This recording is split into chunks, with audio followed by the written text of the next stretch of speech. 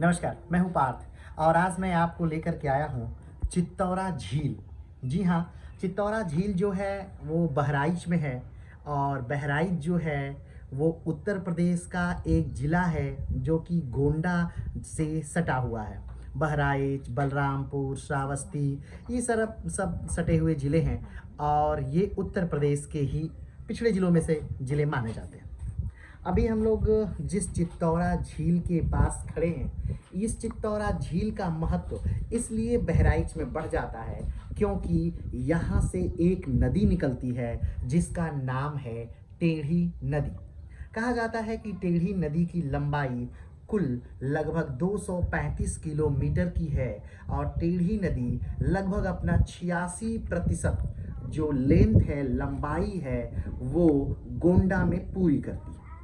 Gonda district के मध्य से गुजरने वाली ये टेढ़ी नदी इस समय अपने अंतिम समय को काट रही है। इसका मतलब ये है कि इस समय पूरे गोंडा शहर का कचरा, पूरे जो इसके पास बसी हुई चिनबरिया चीनी मिल है उसका कचरा और भी बहुत सारी जगहों का कचरा, उस चीनी मिल में का कचरा वो सब उसी टेढ़ी नदी में जाता है। अगर हम टेढ़ी नदी की उत्पत्ति की बात करें तो वो इसी झील से, चित्तौरा झील से ही निकलती है। चित्तौरा झील का नाम चित्तौरा इसलिए पड़ा है क्योंकि यहाँ का जो गांव है उसे चित्तौरा के नाम से जाना जाता है। उसी गांव के नाम से इस झील का नाम भी चित्तौरा रख दिया गया। कहा जाता है कि जो टेढ़ी नदी है ये गोंडा की जीवनदायिनी नदी है और इसका जो काल है वो रामायण काल से माना जाता है। रामायण काल में इसका साक्ष्य माना जाता है। इसी टेढ़ी नदी के सामने आश्रम हुआ करता था अष्टवक्र गुरु का। ये अष्टवक्र ऋषि वही हैं जो राजा जनक के गुरु थे।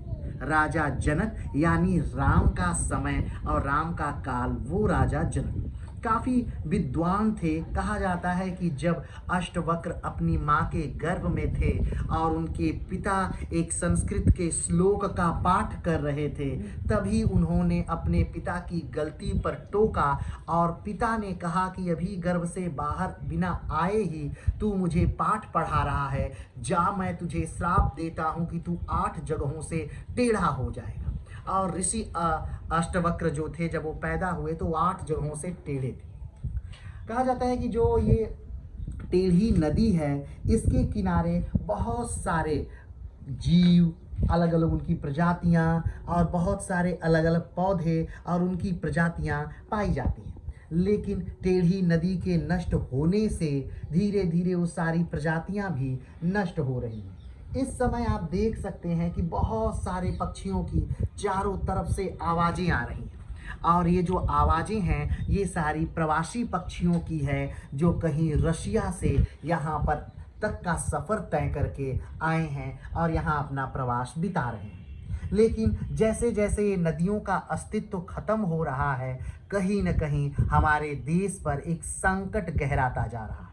अगर टेढ़ी नदी की खत्म होने के बारे में बात करें कि क्यों आखिर खत्म हो रहा है, तो जगह जगह टेढ़ी नदी को रोक दिया गया है।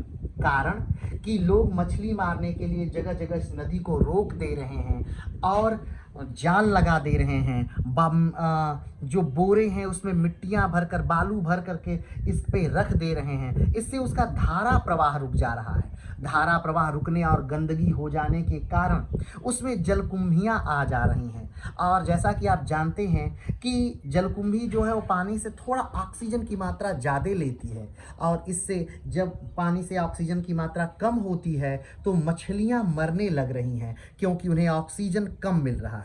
लेकिन अब ये बात भी है कि जो जलकुंभियां हैं वो खासतौर पे लेड यानी शीशे को कम करती हैं, गंदगी को ख़त्म करती हैं, पानी को साफ करती हैं, तो वो भी कहीं न कहीं एक रक्षक के तौर पर ही पानी में कार्य कर रही हैं। लेकिन ऑक्सीजन ज़्यादा लेने की वजह से कहीं न कहीं पानी में ऑक्सीजन भी कम कर रही हैं।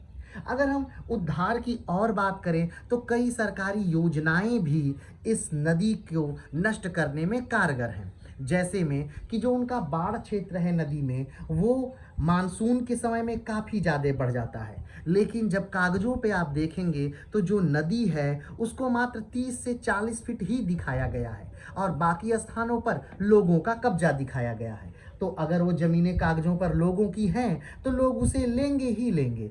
तो इसमें सरकार की भी कहीं न कहीं गलतियाँ हैं।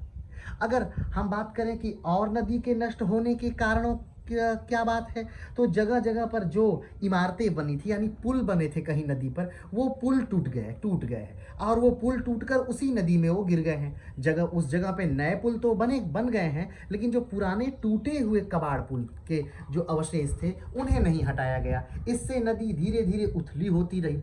अब जब नदी का प्रवाह नहीं रहेगा तो नदी में जो मिट्टियां हैं वो उसी जगह पर बैठ जाएंगी और इससे नदी उथली हो जाएगी और नदी उथली हो जाने के कारण नदी का अस्तित्व लगभग समाप्त होने लगेगा।